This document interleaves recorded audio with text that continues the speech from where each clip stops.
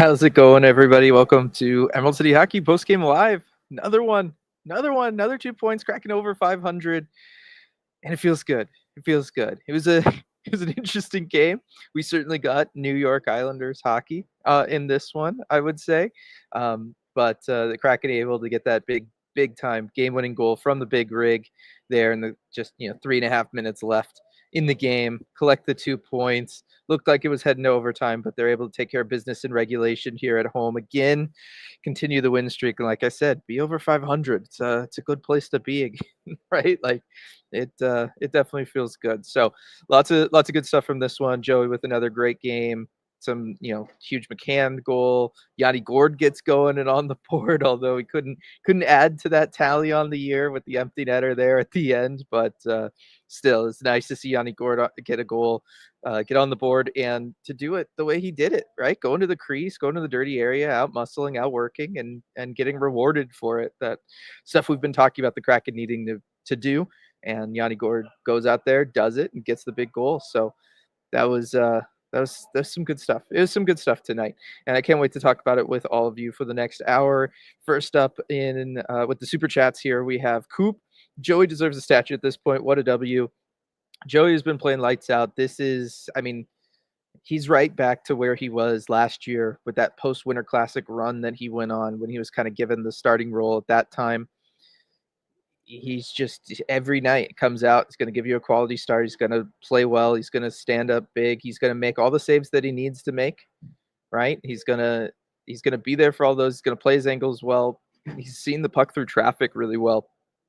This is not the first time. I know we talked about it last game. The idea of a team trying to generate a lot of traffic in front of him. The Blackhawks were trying to do that tonight. Islanders also trying to do stuff like that. They also had a lot of quick set plays. He had to make a lot of saves on the move tonight in a way he hasn't the last couple games. Islanders, like we talked about last post game, a little bit better than the previous two teams the Kraken have played. They were able to get a lot going in the offensive zone for them. Kraken defense not always able to cut down those set plays that the Islanders were running, but Joey just didn't matter. He was always there. He was able to kind of get a good read on where the puck was going to be going, make sure he could be over there, make sure he can make himself big, and make sure he can make the save. So Joey absolutely helped out in this one, because this was the first game in a little bit that the defense, it feels like, was a little subpar there.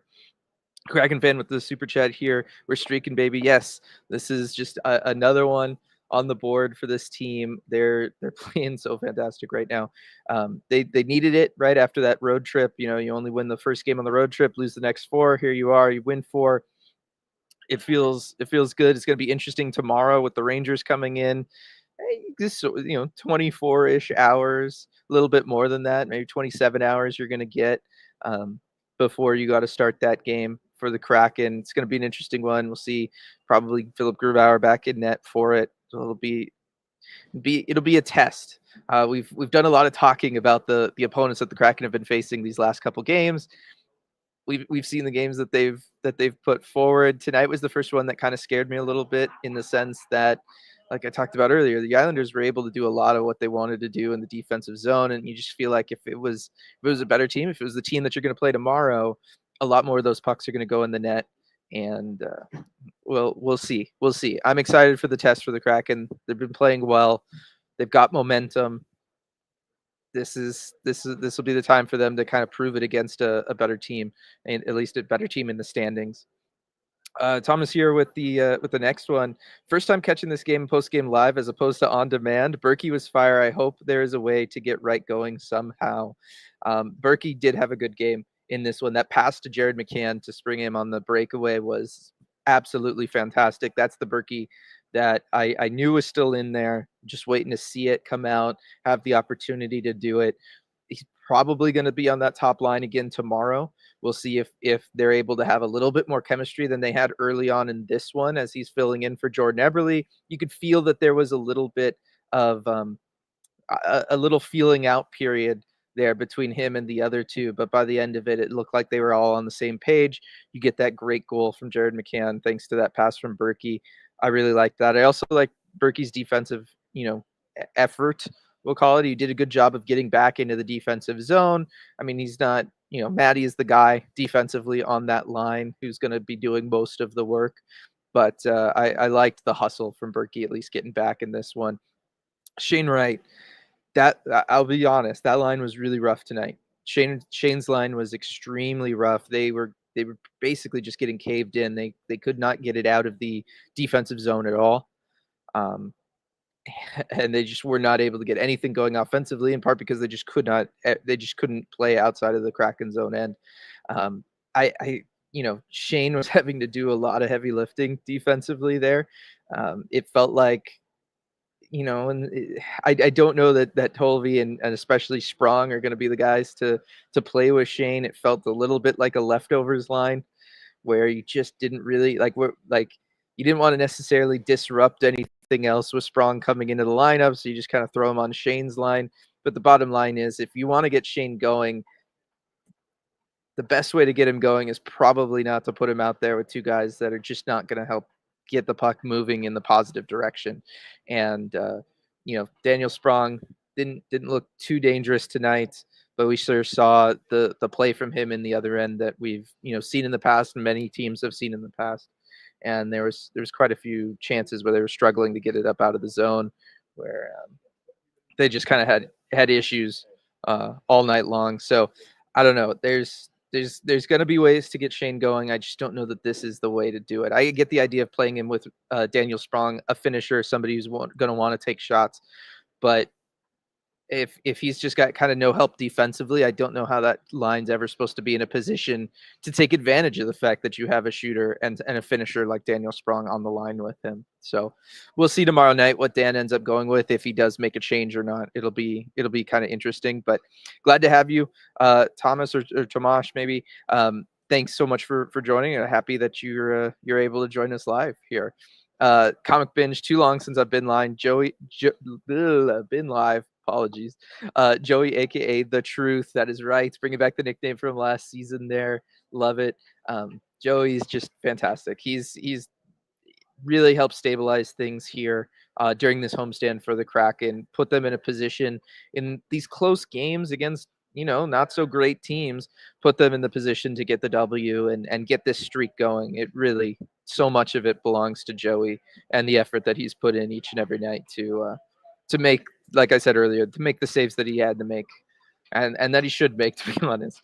But he's making the saves, and that's what matters the most. Light, we beat the matinee game allegations. If Berkey plays like he did in the third, the top line will stay scary. Great game by Riker too. Yes, we got the win on the matinee. I'm telling you, this year it feels like a lot of the curses have flipped, right? This team is good at home. They can win in a matinee game, but they struggle on the road. I mean, I'll take that, right? Especially after moving up here, I'll take that. I'm sure many fans, certainly the season ticket holders, will take that. So that is kind of nice. And then yeah, like I said earlier, Berkey was really starting to figure it out with them. I think that's going to be good. Riker had a good game. There was a couple times like the Brock Nelson goal, the shorty that he scores that puts the Islanders up 2-1. I felt like Riker could have done a better job of taking his stick away in that instance. There's the other one late that led to the other chance, shorthanded for also Brock Nelson, after the game was 3-2 Kraken, and it was just a play like Riker has to just stop that puck at the blue line, right? Can't let that pass get through him the way he did. It was right on his stick, and just gets by him.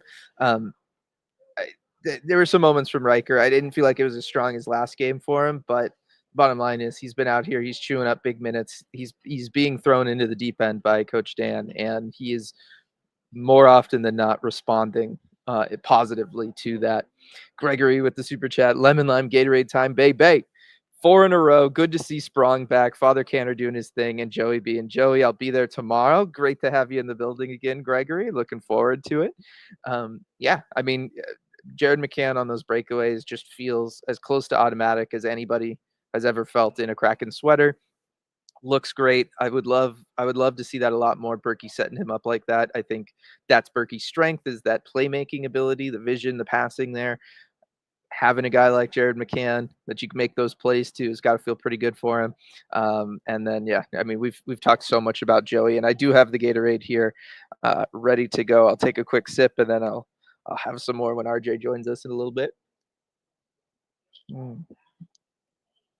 It always tastes so good after I've been talking for a while.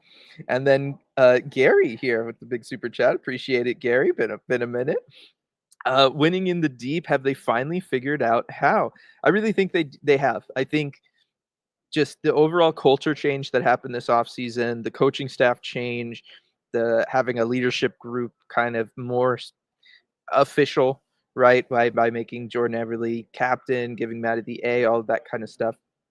It's really stabilized them and it's put them in a spot where they can come out here and they can have stuff like this. You know what I mean? Like it's pretty good. They can play well at home. They can take advantage of sleeping in their own beds, working out at their own facilities, kind of doing all of that stuff. It feels very very different. It feels like there's been a weight lifted, and you're getting wins even today with an odd start time. Dan talked about it before the game. Just they've been given a lot of odd starts this season.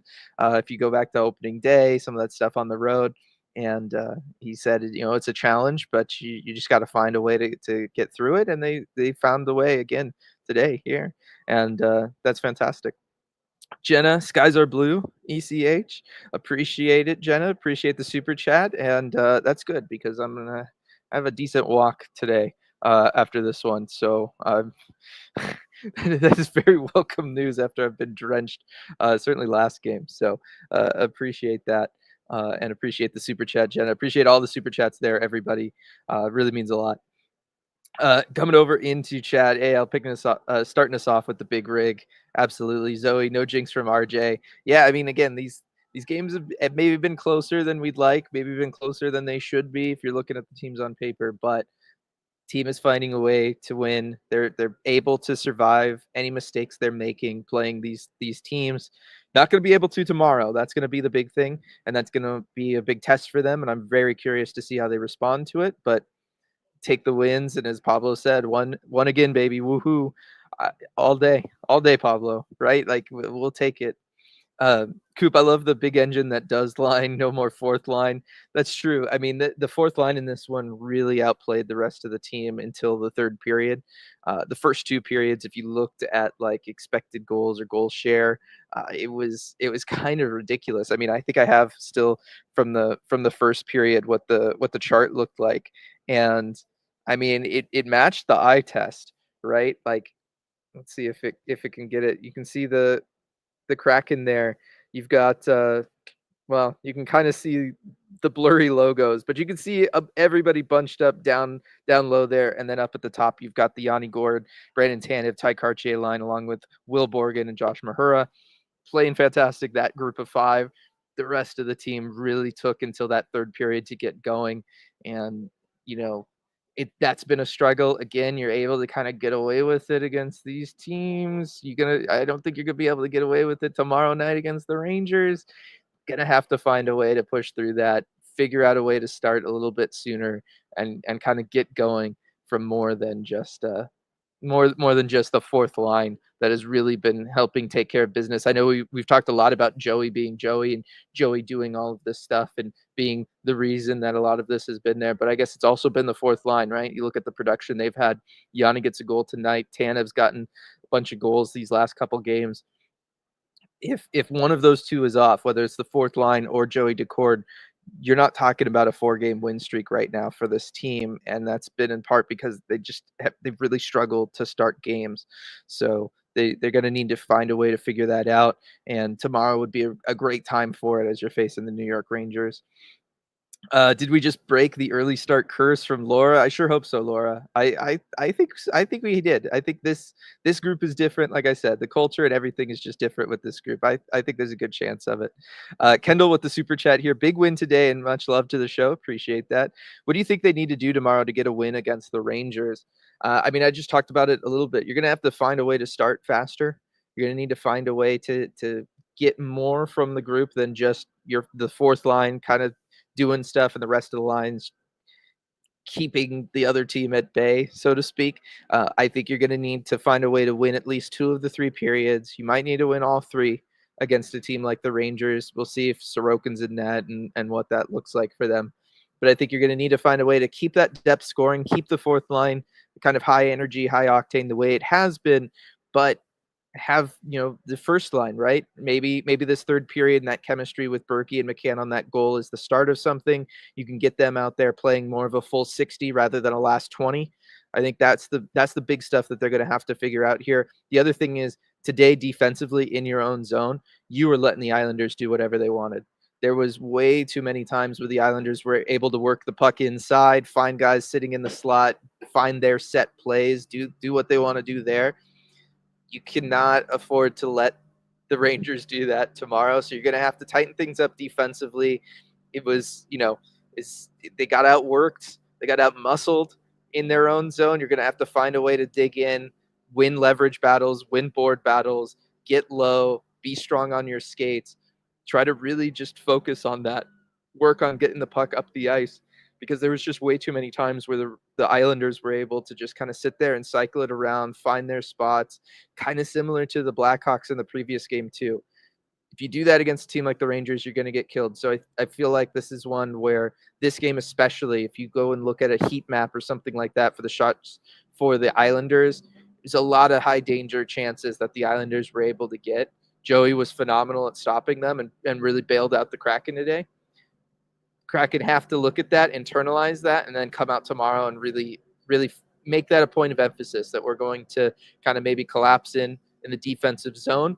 If it takes away our ability to move the puck up out of the zone a little bit in our most desired way, so be it. We have to make sure that we take away a lot of these grade A chances that we're giving up, and then we'll pick and choose our chances a little bit more if that's what it takes. But I think that's something that they're going to have to do. But appreciate the super chat and good question there, Kendall. Coop, I cannot believe they got that breakaway at the end, and then Lars pinches and gets beat right after. My heart was in my throat. Feels like old Kraken teams get scored on there, but not anymore. That's right. I mean, like I said, the vibes, the energy, whatever it is you want to talk about it with this group, it is just different than the groups that we've seen in the past. This team doesn't get killed on stuff like that in the way the old ones did. They're just different, and I appreciate that. I appreciate that a lot. I'm very excited about it. CJ Berkey again putting in the extra effort. Great to see. Yeah, it's just a matter of time before he gets on the board himself. But again, if he can develop some chemistry with Jared McCann, I think the two of them could be really special together. Olivia Yanni with 15:51 in time on ice, and he looked fantastic with them. He did. He was really feeling it. Like I said, that goal he scored, the way he goes to the net, I mean, that's just so textbook what we've been talking about this team needing to do, especially when they need to just kind of grind out a goal and get something going, get some momentum for the team. Goes out there, puts himself in the crease, outworks the defender who's trying to clear him out, and yeah, gets lucky. Puck goes in off of him and it bounces in the right direction, but that's what happens when you put yourself in that spot on the ice, is that you're going to get lucky. You're going to be able to have some of those pucks bounce off of you and go in. Only good things can happen if you're there. And they did for Yanni. He's on the board, almost got on the board again late there with the empty net chance. But it's just important to keep that energy and that momentum for that fourth line going. And hopefully this is just the start for 37 there. Chris, for 4 years, Canner has been our most reliable breakaway finisher, and I don't even think it's close.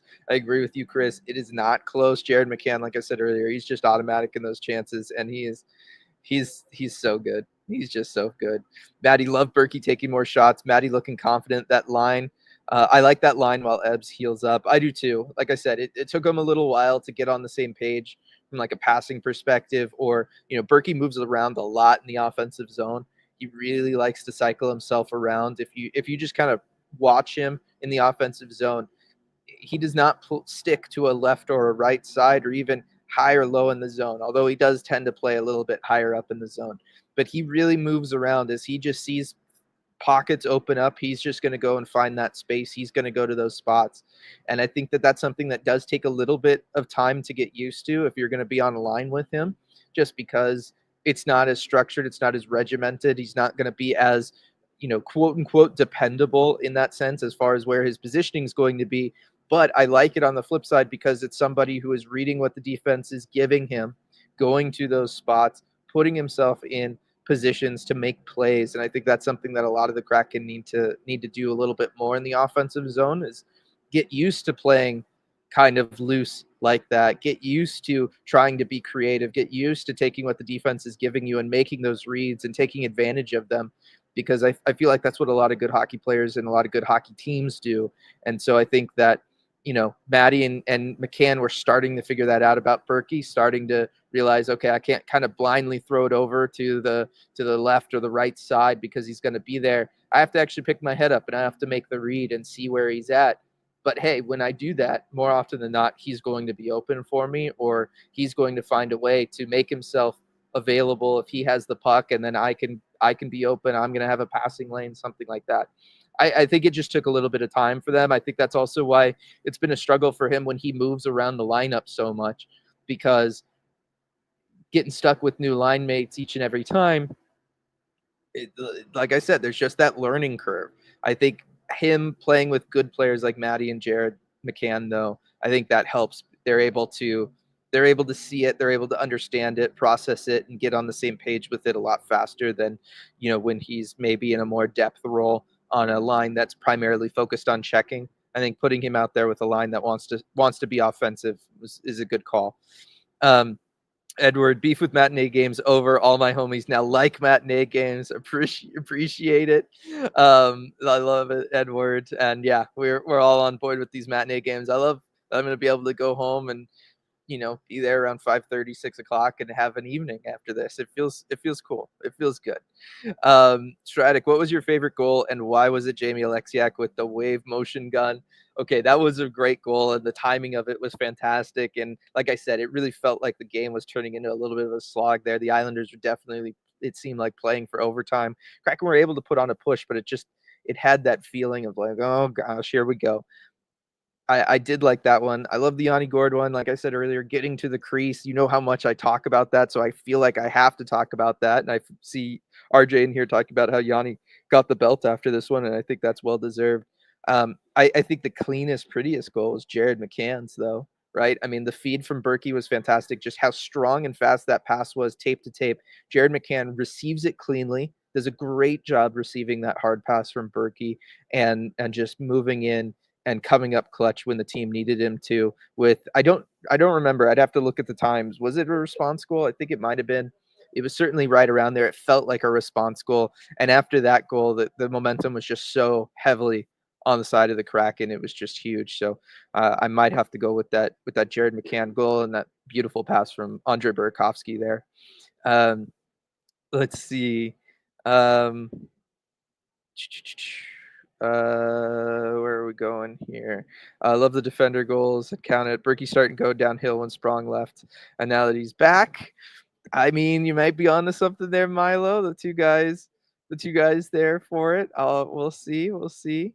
That's yeah. I mean, they were hanging out together during warmies. I know RJ put out that video. We'll see. We'll see. Let's see. Maddie, I want Shane on a line where he can be the goal scorer and the others can be defensive and dish the puck to him. Yeah, I think that's ultimately what needs to happen. Probably needs to move to the wing at some point for that to happen. Like I said, this is just not going to be it, right? Like this line with him having to do so much work defensively, he's never going to be in a spot to go out there and be offensive. They absolutely need to figure something out here.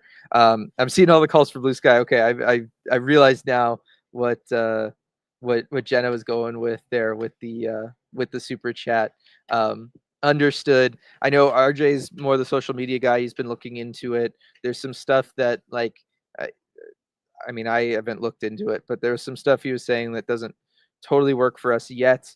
But we are definitely exploring it, and I definitely see everybody's calls for it in here, and I will pass them on to him. Let's see, Lindsay, 0 losses since the Sprong trade. Just saying, absolutely, Lindsay. That is something, right? Like that is we've been talking about it. We've been talking about how the fourth line's been playing and all of that. That they're here for it. It's motivated them in a huge way. It really has. Stratic, it'll take courage to break up the fourth line, but swapping in Tanev for Tolvaden could help find the right balance on that line. Tanev is historically Sprong's best line mate too. Yeah, we'll see. I think you probably wait until you hit a loss before you go ahead and you break up that fourth line. I just think that right now it's been too big for you. It's been too much of your whole offense. Today was another day in which it was your only positive offensive force. It's the only line that you had that had positive goal share, or at least it did earlier on in the third period. It's possible maybe the McCann goal switch things for the Maddie line. I courage, crazy, whatever you want to call it. If you were to break that up right now, I don't feel like that we're going to see that. If you lose tomorrow, then I think you could start talking about that, and maybe you end up seeing something there. Um, Riley, scratch Shane tomorrow and put Ben Myers in. Kid needs a wake up call. Been irrelevant all season, minus versus the Flyers.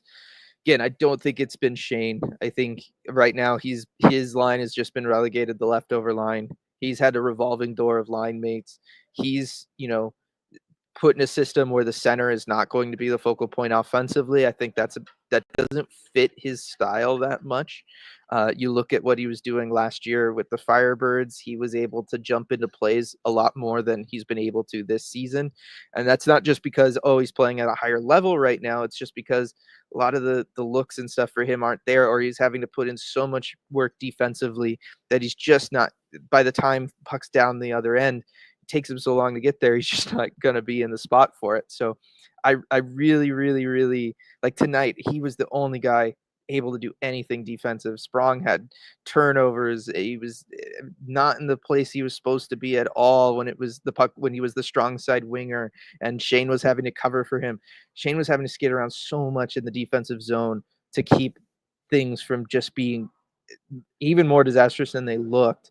I just I feel for the guy. I feel for the kid. I really do. I really do.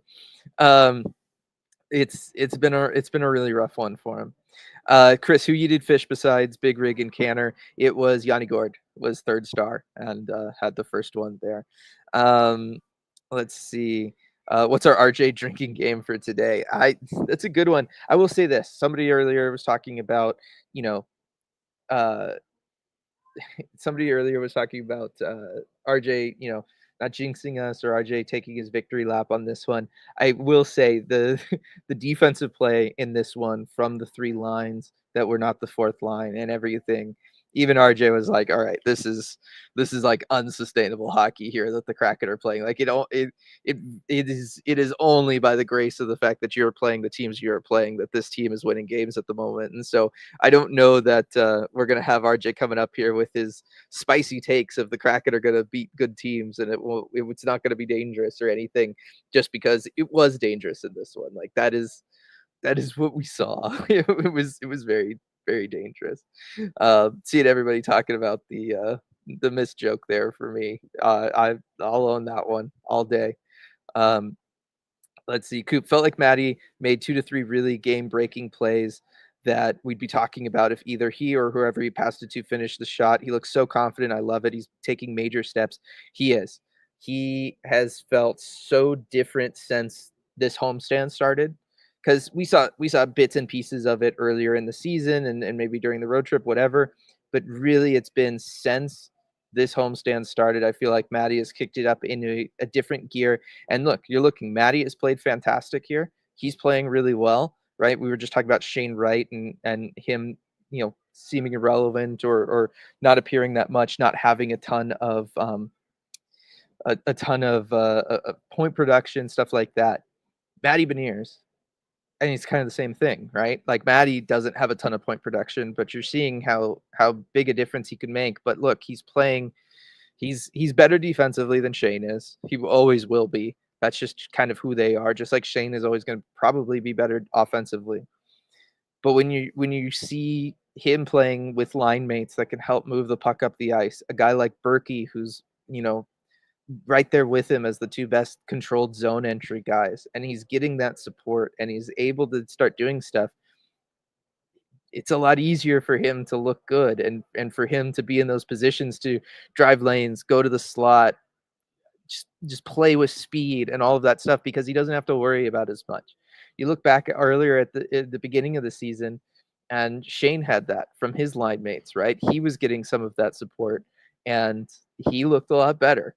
Now that Shane's kind of had this revolving door on his sides, that play's gone away because he just hasn't had the ability to go out there and do that the way Maddie has. And I think, some of it is them, some of it's Maddie just looking confident and finding his groove and growing into a player and all of that kind of stuff. But some of it's also because he's had good line mates. And when you have good line mates that help take pressure off, it allows you to step up. And right now, Shane does not have that, and Maddie does. And I'll kind of leave it at that. Brooke, chances we see a Borgen extension. I'm dying for it, lol. I don't know. Mid-season, probably extremely low. I don't think we're going to be seeing anything on the contract extension front, at least for a little while. I think that would be like a towards the end of the year type thing. If we do see something, it'll depend on how far along they think like Viliotavainen is down with the Firebirds and what their overall organizational outlook is. It's a very good chance that just because of the cap situation and everything, even if there's a Berkey or a Grubauer buyout, they're just not going to be able to afford to keep Will Borgen as a part of this group. And so I don't know that those chances. I know how much you'd want it, Brooke, and I know you are very much not alone. I just don't know that that's going to be something that we see. And then also with a defensive question here from Maddie, do you think there's a chance Mahura stays in the lineup when Dunn comes back? He seems really solid. I do think he's played really solid. I would love to see him stay in the lineup on that third pairing. Riker has stepped up here recently. Brooke, cover your ears here. I think Will Borgen has been the worst performer defensively for the Kraken, and so if you were to keep him, I think he would probably slot in instead of Will Borgen there on that third pairing. I'd be okay with that too. I think he's played better than him, or at least more consistent than Will Borgen has. So I would be interested in seeing something like that. Let's see. RJ saying there's some good stuff from the players today. Eager to share. Excited to have him on here. Odd that we're over a half an hour into this, and I do not see RJ setting up or anything. So they must be getting good stuff down below. Let's see. Dylan, so you're saying we need to play lights out against the Rangers tomorrow. That's right, Edward. That's right. And real ones know. Real ones know. Let's see. More talk about me missing the joke. Yes, I did miss the joke. I apologize on that one. Kylie, I do feel bad for Gruen away. Starting Decord today means he'll start tomorrow. I feel his record is partially affected by the starts he gets. Either the team stinks those games or we're the underdog. Yeah, I mean we talked about that, right? Like this, that's that's the spot Grue is in. We talked about him being the guy that kind of gets thrown out there and is put in that position. I see RJ over there. I was trying. It looked like he was flagging me down for a second, but it looks like he's fine. It is. I'm with you. I also kind of feel bad for him that he has to do that. I did think that there was a chance maybe he gets the start today just because of his career splits versus the Islanders. Have been pretty good. He's played very well against this team, but unfortunately, that's it. Byron, nothing will make me like matinee games, although the Kraken not overlapping with Coachella Valley is nice. Yeah, I don't know. I like them. I get that it's rough, but I feel like, wintertime here, as we were just talking about the weather, and the weather is not great outside now that I know, and looking forward to that walk back and all the rain. Um, it's I don't know. I feel like it's kind of nice, right? On the weekends like this where it's a little rainy, little gray outside. I feel like having the game midday like this. I'm not so tired. It's not so bad. I don't know. Uh, when do we get the Beniers Berkey Sprong line? I don't know that we will ever get that, Brooke. I don't. I just don't think that we're gonna be getting that one here. Let's see. Burncram Dylan's being kind again. Right at 2 turnovers on 1 shift.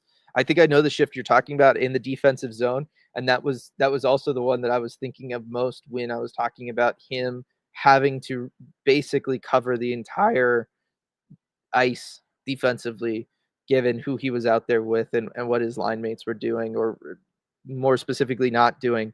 There was a lot of times where Daniel Sprong on that shift was just not at all where he was supposed to be. And so Shane was having to rush over to get to that spot. Anytime Shane could get it on his stick, he was trying to clear it, just wasn't able to always get it because he was constantly on the move.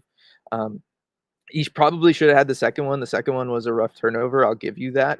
Like I said, I remember the shift that you're talking about, but yeah, maybe I'm giving him too much slack, but I was maybe giving Berkey too much slack, and here we are talking about Berkey really has turned it on here recently. He's starting to figure things out, makes a great play tonight.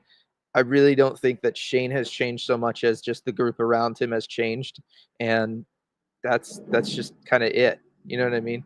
And I see Bazzi here. Every time Shane had the puck, he lost it by himself, too slow in decision making. He had no plays to make. Like it is a tough one. I'll give you he has not produced. He has not lived up to expectations. I'll give you all that stuff. I really will. But he's just like he had most of the season, and we talked about this. Was it last week's deep dive? He was the only forward on this team with a positive expected goal share, right? Like even though he wasn't producing, he's been productive. He's been the guy helping make things positive for the Kraken. Nobody centering those two tonight was going to be able to do anything positive. I don't think like Maddie would have had his work cut out for him. And Maddie's, one of the top defensive centers in this entire league. That's how bad the defense was, especially from Daniel Sprong. And I know everybody's probably now just going to transition over to me being a Sprong hater. But I'm telling you, RJ and I, because we're very much on the two different sides of whether or not we like Sprong and having Sprong in the lineup, we were really watching him every time in the defensive zone. And we'll ask him as he's getting set up right now, kind of what he thought about him in the defensive zone and just how often there was just these massive gaping holes that he was just nowhere near where he should be, or he was turning things over. Riley, is Shane's agent paying you? I'm just not seeing the same things. Trust me, I want to see him succeed, but he's looking like a major bust so far. I would also say go look at Alexis Lafreniere. Go look at, there's a lot of players that are, Quentin Byfield. There's a lot of players right now that are, showing that as much as it's easy for a Connor Bedard to walk into the league or some of these other guys, even Maddie, just top 5 picks that take time. Like it can take several years for them to get going. RJ, we're talking about Shane. Allegations that Shane's agent's paying me, RJ, because I'm being a little too nice to him. But I don't know. After seeing things tonight, like I don't know how you could put any of this game on Shane when he was having to cover some of the worst defense I've seen from wingers on this team, like ever. I'm with you mostly, right? It was just a bad fit, I think, that entire line. And I turned to you during the game and I said, I think this is the most leftovers line that we've seen yet, because it really did just feel like pieces kind of thrown together in order to not mess with the other lines. And that's just what it looked like. They spent a ton of time in their D zone, and those are not the players you want running around in their D zone. I think that's not a good place to put Daniel Sprong. It's not good line mates to put Shane Wright with. Not really a great fit for Eli Tolvanen. I don't really like that line. I would like them to switch it up, and maybe we'll see that tomorrow. Yeah. I was going to say, did you get anything from, say, Coach Dan or anything like that about any sort of line changes that we will see tomorrow? No, nothing from him on that. He's not really one to tip his hand on that sort of thing. I will say he did keep it pretty positive and pretty light after this one. Kind of glossed over some of the more critical areas. He liked that they, handled the adversity well and came back and all that stuff. And he had a lot of positive things to say about, of course, the Yanni Gord line and how great they were. Andre Burakovsky in particular, he had a lot of great things to say about Burakovsky in the game that he's played, really the last few games, and hoping that Berkey's feeling confident with how he's playing, because when the moment that came that they needed a play like that, Berkey made it, passing to McCann for that breakaway. And so Dan's clearly happy with how he's playing. Yeah. And that's the other thing, right? Like everybody was all on Berkey. Berkey changes scenery line wise. And the next thing you know, Berkey's not so bad, right? I really feel like Shane Wright's kind of in that same boat right now. And if Berkey is going to stick on that top line with McCann and Beniers, maybe that means when Eberle comes back, he can play with Shane Wright again. And we know how well they can play together. Just look at what they did last year. Right. A couple. Go for it. Okay, here you can get to the super chats. It's all right. Yeah, a couple super chats here. Jessica, I love that Turbo's turbo again. Fills me with feels. Thought he had for a brief moment there, maybe another one on that big rig goal, RJ, because it was kind of close to see who actually tipped it in there. But yeah, he's been playing fantastic, and the fourth line as a whole has, and I know that's what the next super chat is going to be talking about here as well. ECH community, please educate me. Why is it that the fourth line can bring so much pressure when presumably the other lines are more talented? Care to tackle that question here, RJ? Look, I think they rely on a simpler style of game, right? They go in, dump the puck in, and go to work and kind of try and outmuscle the other team. It's a way that I don't think the other lines are really having success. But especially against teams like, Columbus, Chicago, even New York right now that maybe aren't as strong on the back end, right? If you can outwork them, if you can out hustle them, and if you can just make those simple plays but execute them well, you're going to have success. And I think we're seeing that from this line. I think the passing is also more in sync, whether it's going through the neutral zone or even out of their D zone. They are playing a simple game, but they're playing it very, very well. The other lines maybe not as coordinated at the moment. Yeah, and they're also generally you're going to be able to be put in spots where they're playing lesser competition, right? Like Yes, they're going to be able we to have go seen out that. there, get some pretty solid reps against some not great guys going the other way. Here from Lindsay, RJ, tell RJ congrats to his Trojans and hi from the Coliseum. Oh, So, glad to hear they're doing well. yep. So I'm there you guessing. go. That's I mean that's the you know even a blind squirrel and everything, right? With them there. What did you have to say? I know you had put in chat earlier, RJ, that you had some good stuff from the players. I know I've been waiting to hear that, and I'm sure everybody else has too. Yeah, definitely. And we got some really good stuff from particularly Yanni Gordon, Andre Burakovsky. And I was going to step in on the Berkey one earlier because it kind of had to do with what we were talking about in the confidence there. But I really liked his answer when talking about confidence and how his game has gone. And he was really candid about what it was that was really facing him. And he said that a lot of it is just kind of blocks mentally. He even said it's all up here. It's not a physical thing anymore. I know he's had the injury issues, but it's really all been mental with him. And the big change that he made is to try and just simplify his game. He said there are certain plays where, as a top player, he said he's used to playing with top six guys. He plays a skill game. We know that from him over his career. But it's tempting when you have been that kind of player to think in a certain situation, okay, I'm going to try and stick handle through this guy, or I'm going to try and make the extra play, right? And use my skill that way.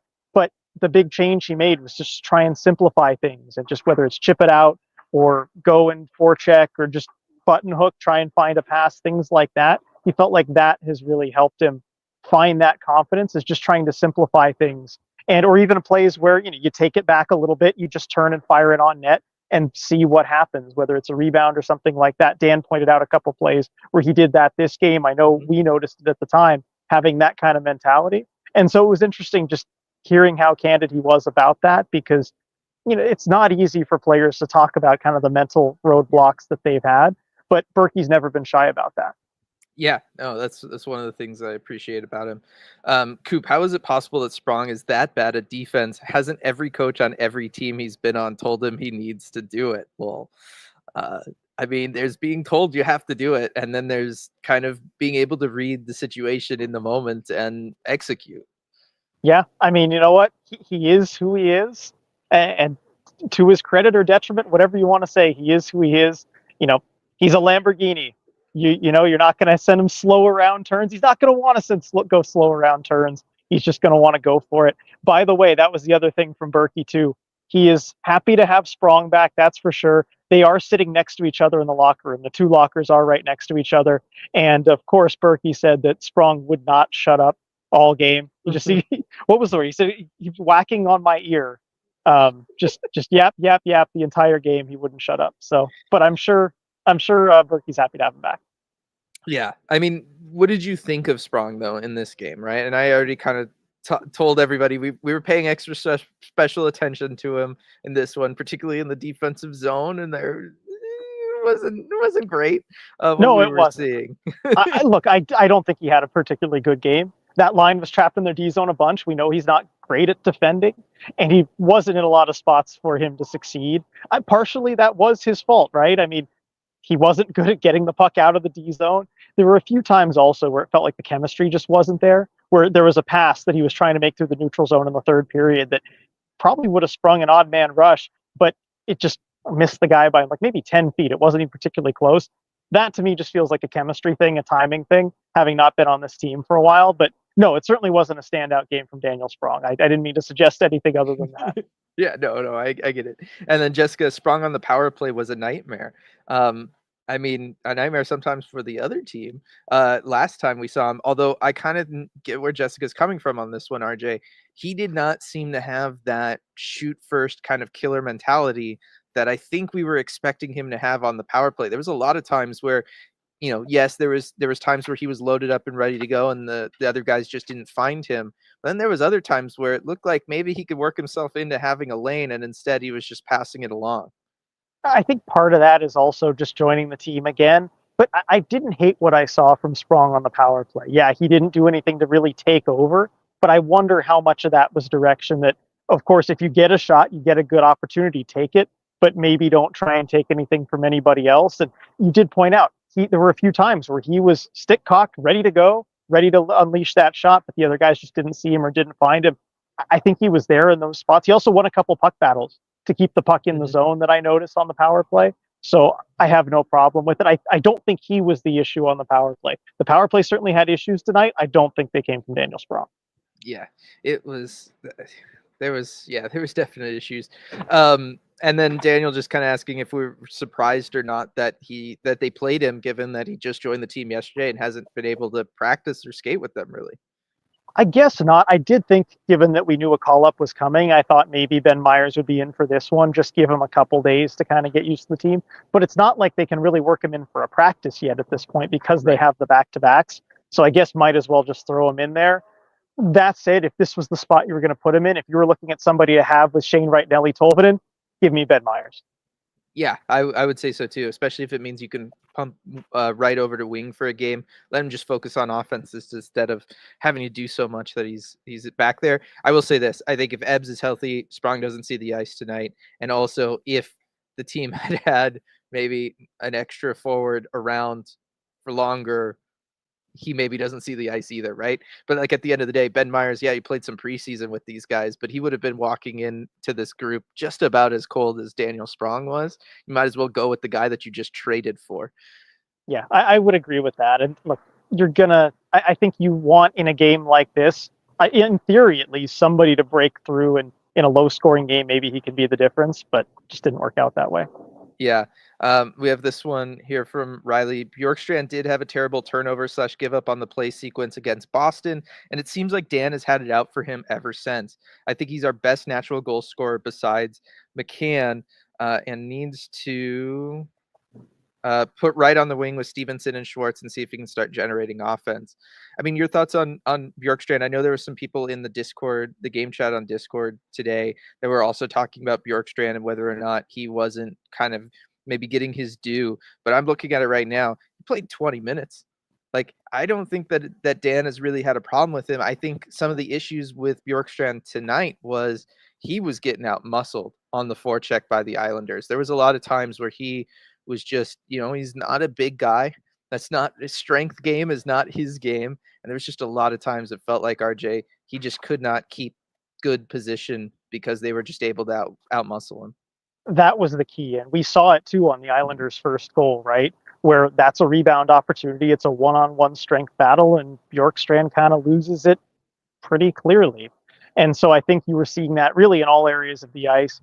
Yes, he does have the skill to score. I still wonder about the system fit with him that we've talked about in the past. I think you were the first to really mention it here. But I don't know that the system really fits him all that well. I think there's probably better ways to take advantage of his skill, but it's tough when you're in such a busy schedule like this. You're working with everything on the fly, and you've kind of got a few different reclamation projects, right? This whole thing's been trying to get Berkey going. Maybe if you can get him going, then you focus on what's the best fit for Bjorkstrand. Yeah, it has been interesting. But yeah, Oliver Bjorkstrand's second most ice time amongst forwards tonight. Interesting. Interesting, yeah. Livia, what would you guys think of scratching Sprong tomorrow to have Myers go into Shane's spot and placing Shane on his wing? I think Berkey up with Maddie and McCann is really good for him, especially right now. Your thoughts on that? I wouldn't be opposed to that. I think putting Myers in instead of Sprong might be good for the next game. Look, I don't want to get too negative. given the way the Kraken have played recently, I don't know how you win that one. So you might as well experiment with some things. Yeah, I don't hate it either. I think having Shane move to the wing is something. I think, yes, if Sprong is going to take a little while to get going, I know we just talked about why not throw him in today, even though he hasn't been with the team long. If it's going to take him a little while before he can be, on the same page with guys where he can, you can take advantage of his unique set of skills. Tomorrow night's game probably isn't a great idea, especially based on what we saw from him in the own zone tonight.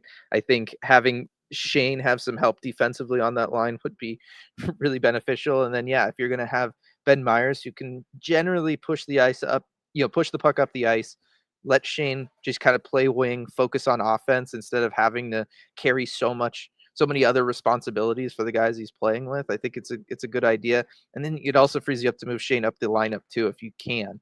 And I think that could be something interesting. I know some people have been talking about him with Stevenson, just because Stevenson's a setup guy. Shane Wright can be a finisher, just to try to get Shane going a little bit. I mean, I do think of Stevenson, especially when he goes behind the net. He loves just throw pucks out toward the slot. We saw it in the Jaden Schwartz goal last game. I could see Shane trying to get to those areas and doing well. Yeah, Ben Riley saying that put Wright on the wing with Stevenson and Schwartz and see if he can start generating offense. Agreed. Storm's agreeing with that. Everybody's agreeing with this idea of moving Shane to the wing for a little bit and seeing if it works. Natty, it felt like Sprong got stuck on the boards for the power play. Didn't his pass lead to the breakaway that ended in the shorty? Was that his pass? Was that him? I'm trying to remember how that developed. I mean, there was the breakaway that didn't end in the shorty, and that one was Berkey back to Riker. Right. I think the other one was a fine pass. Riker. There was nothing wrong with that pass. Yeah, Riker that was just Riker. Yeah, I think Riker was also the guy back though on the other one. But I don't know. He was the guy back. Yeah, and that's one too where like it's not disastrous at that point. Riker just didn't play it all that well, and also just had the size mismatch. Yes. Coop, can you all talk about that bumper power play look for Bjorkstrand? That was pretty, RJ. Yes, I was excited when that happened during the game. There wasn't a whole lot else going on that power play, but I turned to you and I said, okay, that was really good. I loved seeing that. The way they were just whipping the puck around and then finishing it on the bumper spot. Give me more of that. Yes. Yeah. Paul, Joey's stop on the third period breakaway was a huge moment to keep us in the contest. Do we think he gets the start tomorrow too? I wouldn't. And he does need the rest. It's really bad for goalies to play in both halves of back-to-backs. You don't want to burn Joey out. And also, like, again, I don't know how likely you are to win that game, even if he does start, even if he does play great for you. It seems like kind of a scheduled loss to me. Just make sure Joey is healthy, rested, ready to go for the future games. But I do want to talk about that stop because that was a huge moment of the game. Dan was asked about that too. And he said he was kind of disappointed in the crowd noise on that play because normally in CV or wherever he is, he will be yelling at Joey, go out, play that puck. And so he said he was yelling at Joey to go and play that puck instead of just sit back there and take the shot. But he said it was so loud in the building that, of course, Joey couldn't hear him. So Joey did make the save, though, and he said that's a big moment in the game, and that's the save that a good team needs those. And so, yeah, he didn't come out and play it like Dan wanted, but he made the save, and that's what matters. Yeah. Well, there you go. Dan, first coach in history to blame the home fans for being too supportive. He did add at the end that was a good thing, that the crowd was loud and everything. But yeah, it was interesting hearing him start off the answer by saying he was disappointed in the crowd noise. I was wondering where he was going with that. I feel like in coaches' eyes, fan bases they're always going to be in a no-win situation, so it's fine. Yeah. One more thing weren't supportive enough. We just didn't have the energy tonight. You're too supportive. I can't talk to my guys. It's a no-win. Yeah, you cannot win as a fan. One more thing though on Dan Bilesma, he came up to the post-game presser holding a fish. One of the fishes that get yeeted, one of the salmon, stuck it right down on the table, and so of course we asked him about that, and he said it was unyeeted, so he had to take it in. So Dan has adopted a fish. Sounds good. I was gonna say, did he try to yeet it out to you guys? Like it was. Oh, he should have. We should have suggested that. Yeah. That would have been an interesting one. Stratic, my theory is Dan told the media Sprung's going to shoot and then told the power play not to go that way as kind of a fake to the Islanders' PK game plan. That would be that'd be some next level stuff from an NHL coach. It really would. Although, look, if you're going to have him on the power play and maybe the chemistry isn't fully there, using him as a decoy, maybe not the worst idea. But the thing is, he was open. That's the problem. They left him open. It was there. They just didn't go there. Yeah. And then people talking about the Bjorkstrand thing, because Bryce saying Edzo was saying that Bjorkstrand hadn't been on the ice in a while. That doesn't line up with what actually happened. And Maddie saying, I think Bjorkstrand sat for a little bit after the goal because Dan was shuffling the lines, and it just was, he just kind of got left out for that sequence there. Yeah, that would definitely make sense. And also here, the Riker pass from Berkey bounced over his stick, and Brooks saying Riker's #1 fan Edzo said the puck hit a weird patch of ice and bounced over his stick. So okay, it's not on Riker. Yeah, it's an interesting one. Brian, bottom line, of our 9 wins, only 2 came against teams over 500. Indeed, tomorrow will be another test, albeit compounded by the second half of back-to-back. 3 wins here. So I only 3 of the wins have come against teams over 500. I mean, that is still the test for this team, right? Like they were. If we go back to the previous homestand before the road trip, we were talking about, hey, look, you played Colorado close. You took Winnipeg to overtime. You were playing good teams close, and that's good. That's still a step in the right direction. You find a way to flip some of those, and you're good to go. Kind of taking a step back, had the rough road trip, come back home. You're winning all the games here at home, but you're playing, maybe not so much tonight, but these last couple games, bad teams close, and that's not the spot you want to be in. Right, and I might even put tonight's game in there too with playing a bad team close, given how banged up the Islanders are. True. Look, I think if the Kraken play the next game the way that they've played these last 3, they're going to lose to the Rangers by a lot. It's not even going to be close. They're going to have to find another level of their game, one that they did have on the previous homestand. And so we know it's there. We know they can do it. But I think you can't get complacent because you are going to have to step it up the way that they played tonight. Like, as you were saying to me, a halfway competent team would have buried the Kraken in the first period with all the chances they were allowing. Thankfully, the Islanders couldn't do that. They weren't really equipped to do that, but the Rangers certainly are. Yeah, no, they absolutely are. We'll do a quick last call here at the end. RJ, did you get Yanni for post game? Yes, we did, and I wanted to talk about that because that was the other great stuff from the players too, because you could tell how important that first goal was to him, and he's the kind of guy who I think takes a slump like that personally. And yes, he said he was aware that, I know I do other things for the team. I know I kill penalties. I do these other things. But I felt like I wasn't really able to help my team. I want to help my team every single night, and I haven't been able to do that. And he said it's wearing on me.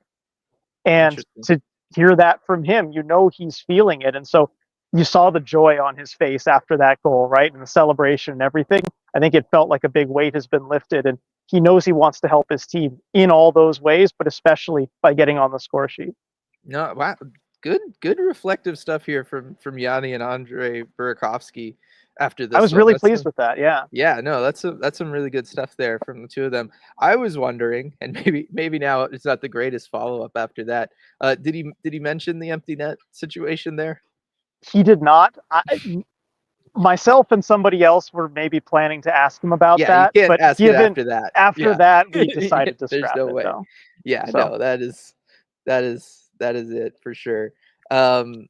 Let's see. I had a question about what you all thought about Schwartz just dipping off the ice when his stick broke. I mean, I don't know what the original question is. I could try to find it here, going back in chat. I'll say this: we've seen players do that before, right? Like if your stick breaks, you're kind of at the end of a shift anyway. They'll just kind of skate right off, and it's about as quick as them grabbing a new stick and everything. Yeah, and in most situations without a stick, you're pretty darn useless. If you're really hemmed in the D zone defending, you can try and just get in the shooting lane. But if you're at the end of the shift, it's almost never a terrible move to just go onto the bench and get somebody else out there who can do stuff. And by the way, I see Zoe asking, rumor on the street is that Yanni got the belt. Can I confirm? Yes, confirmed Yanni got the belt. I thought I threw it in chat earlier. I don't know. You did. I read it, yeah. Okay, cool. Yeah, no, that's Yeah, I'm with you. It's one of those things. Michael, anyone else worried about the Nashville game? I got Rangers tomorrow. Yeah, no, One thing at a time. exactly. Yeah, one thing at a time. The Nashville game, though, I think is going to be maybe in some ways a better test. If the Rangers game goes how I feel like it might, the Nashville game is going to be the real test where, okay, the Kraken will have proven they're back in the range of the mid teams, like we've been saying all season. But are you upper mid or are you lower mid? Because that's going to be the difference maybe between making the playoffs and not. And the Nashville game is going to be a good measuring stick there. Yeah, and Stratic saying Edzo made a big deal of Schwartz leaving on the broadcast with replay. I would have to hear what it was he was saying. And I tend to trust his eyes and his instincts there, but I don't remember the play well enough. Yeah. That's going to do it, though, for this Emerald City Hockey post-game live. All that matters is the Kraken got the 2 points tonight, put another win on the win column. They're over 500, RJ. Doing well. Right back here in about 27 hours for another one to do it again. Actually, it's a little late because is it a 6 p.m. start tomorrow? It's a 6 p.m. start. Yes, yes, not 7, 6 o'clock. So don't miss the first hour of the game. It's a 6 p.m. start. Yeah, and I was talking earlier, RJ, Kraken need to start on time. Like they're still struggling to do that. This next one probably need to if you wanna have a chance. Yeah, absolutely. They're going to have to start strong right out of the gate because the Rangers can make you pay if you don't. Yep. So we'll see you all for that game and on the post-game live afterwards. Thanks so much for joining us, everybody. We'll see you all tomorrow.